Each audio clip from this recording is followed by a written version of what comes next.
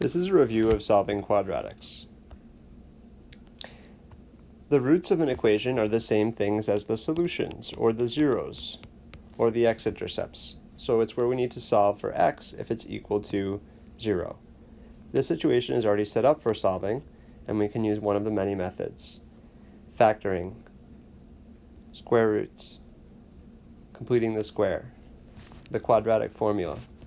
In this situation, factoring is the best method. We have an a, b, and c with an a equals 1, two numbers that multiply to 6 and add to -7 are x minus 6 and x minus 1. -6 times -1 adds to 6 and then adds to -7 and multiplies to 6. Once we have factors that are set equal to 0, we need to solve each one by separating them and setting them equal to 0 separately. So x minus 6 equals 0 and x minus 1 equals 0. We'd add 6 on both sides, so for the first root, x will equal 6. For the second root, we'll add 1 and x equals 1. So the two roots of this equation are x equals 6 and x equals 1. Question number 2 asks us to use the process of completing the square. To do completing the square, we need to first move the c term to the other side of the equation. So the b term and the a term are left alone. So the first step here is we'll add 25 on both sides to get ready to complete the square. So now we have x squared minus 6x equals 25, and we'll examine the b term, which here is -6. We'll take half of the b term. Half of -6 is -3. And we will add the square of that to both sides to complete the square. So -3 squared is 9, and we're going to add 9 onto both sides of the equation. That is all we need to do to find the answer choice. So if you examine up above, you should see an answer that matches up. But just to review the rest of the process, to complete the square here, we would rewrite x squared minus 6x plus 9 as a perfect square. The perfect square is x minus 3 squared, and 24 plus 9 gives us 34. So that would be completed the square. For number 3, it asks us to use the quadratic formula.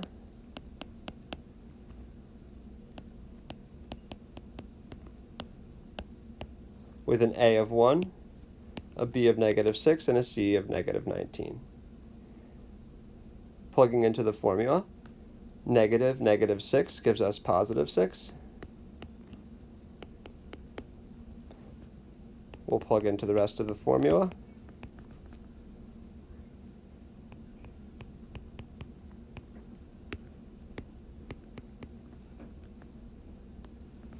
All right, so we know we'll end up with +6 plus or minus the square root of 36 plus 76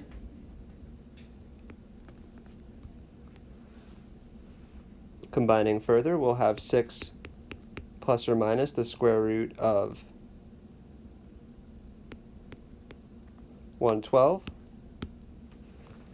From there, we'll need to break down and simplify the square root of 112.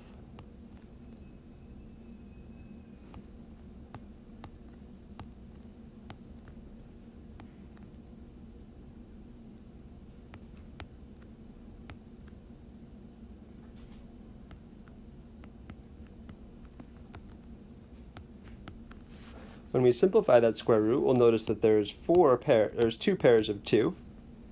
So if we simplify that, that would be the same thing as 6 plus or minus 4 square root of 7, all divided by 2. Our last step from there would be to divide both of these by 2. 6 divided by 2 is 3, and 4 divided by 2 is 2. So our correct answer would be 3 plus or minus the square root of 27. Or two square root of 7, excuse me. In this situation here, the roots of the equation 2x squared minus 7x minus 3, we can start by trying to factor. If we try to factor, we'll multiply -2 times 3. 2 times -3 is -6. So two numbers that multiply to -6 and add to 7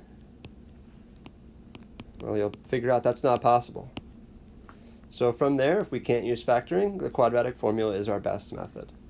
To fill into the quadratic formula, it would be negative b plus or minus the square root of b squared. 7 squared is 49, minus 4 times 2 times negative 3, all over 2 times 2. Okay, and already you can kind of probably see the correct final answer choice because there's only one that's in the form of the quadratic formula with negative 7 in the front. If you do keep simplifying, though, you will get negative 7 plus or minus the square root of 73 over 4. In this situation, we can't simplify the square root of 73. That's not a square root that we can break down further. Okay, finally it says if the roots of the equation are 4 and negative 2, what is the equation equivalent to? Well, we know the roots are what we get as our final answers, like x equals 4 and x equals 2. So if we work our way backwards, that was from setting it x plus 4 equals 0, and here if we work our way backwards,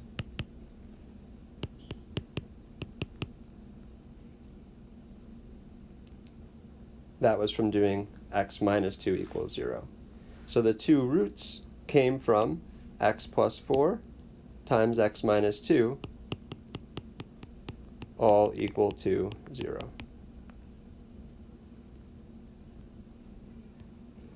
Okay, for number 6, this is the first one where you'll notice there's no b term given to us. If you have no b term, you need to remember every time to use square roots. So we'll start by adding 42 on both sides. 6x squared equals 42. We'll then divide both sides by 6 to get x squared equals 7. And we can finally take the square root on both sides to get x equals plus or minus square root of 7. It's important we have to write in the plus or minus to get full credit. Okay, for number 7, the fastest method was definitely to use factoring. Two numbers that multiply to negative 40 and add to positive 3 are x plus 8 times x minus 5. If we set them both equal to 0, we'll get our final answer of x equals negative 8 and x equals 5.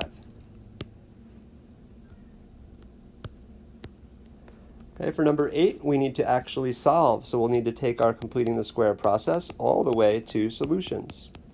You'll also notice in this situation that the a term is bigger than 1. Whenever the a term is bigger than 1, we have to divide the entire equation by that a term. So when we do that, we'll get x squared minus 6x plus 2 equals 0. From there, we subtract 2 on both sides, resulting in x squared minus 6x equals negative 2. And now we can complete the square. Half of negative 6 squared is 9, so we'll add 9 on both sides, resulting in x squared minus 6x plus 9 equals 7. This is a perfect square of x minus 3. So x minus 3 squared equals 7. So we've completed the square, but now we need to solve. So to continue solving, we'll take the square root on both sides, leaving us with x minus 3 equals the plus or minus square root of 7. Our last step is to add 3 on both sides, giving us a final answer of 3 plus or minus the square root of 7. Okay, the last question, number 9, talks about a function that's in the real world. Almost an alarm bell should go off in your head that you might want to use your calculator anytime you have a function in the real world.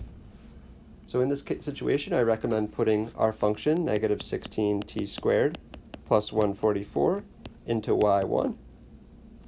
So it says y equals, and then we can take a look at the table.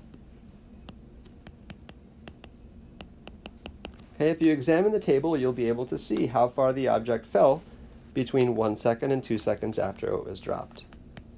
At 1 second, the object was at 128 feet, and at 2 seconds, the object was at 80 feet. You could also figure this out by doing negative 16 times 1 squared plus 144, and negative 16 times 2 squared plus 144. Either way, you'll notice the difference between those is 48 feet. So between 1 and 2 seconds, it dropped 48 feet. The second question asks us how many seconds it will take for the object to reach the ground.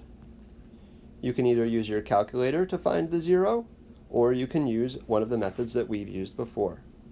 There's no b term, so the fastest method would be using square roots. If we minus 144 on both sides,